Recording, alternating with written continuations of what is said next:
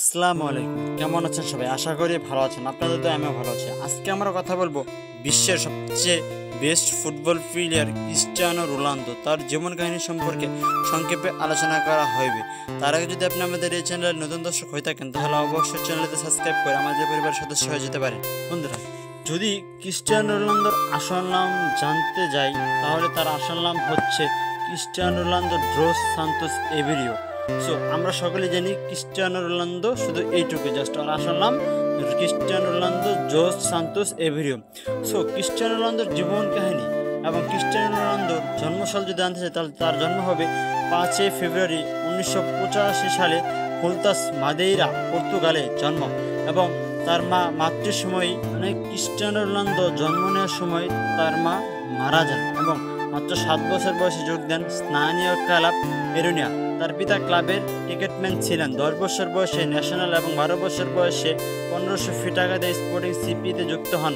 তারপরে শুরু হয় তার তেরক ফুটবল যাত্রা। 2002 সালে মাত্র 17 বছর বয়সে প্রিমিয়ার লিগের ম্যাচে অভিষেক এবং সেই বছরই প্রথম গোল করেন।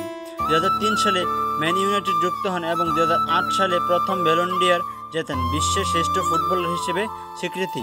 রিয়ালে উন্নতি হয়ে 9 মৌসুমে খেলেন এবং ক্লাবের ইতিহাসে সর্বাধিক খেলে 450 গোল নাম লিখেছিলেন। চ্যাম্পিয়ন লিগ জিতেছেন 4 বার। ক্লাবে অসাধারণ সাফল্য ও ব্যক্তিগত অর্জন। ইতালিতে 5টি মৌসুমেও খেলেছেন, তাও আবার 100+ গোল করেছেন।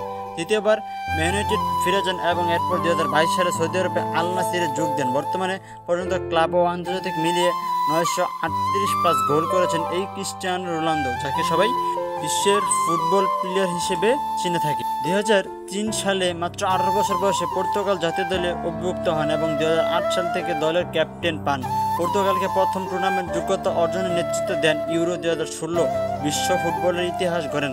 তার আন্তর্জাতিক ক্যাপ সংখ্যা 221 এবং সর্বোচ্চ গোলদাতা হিসেবে তিনি 138-এ পৌঁছিয়েছেন। বিশ্ব রেকর্ড বলা গেলে শেষ হবে না। এবং ক্রিস্টিয়ানো রোনালদো অনেক বড় মাপের খেলোয়াড় এবং তার জীবন কাহিনী সম্পর্কে এতটুকু ছিল আমাদের কাছে। সো ভিডিওটা কেমন লাগছে অবশ্যই কমেন্টে জানাবেন এবং আমাদের চ্যানেলে যদি নতুন দর্শক হয়ে থাকেন, তাহলে অবশ্যই চ্যানেলটি সাবস্ক্রাইব করতে ভুলবেন না।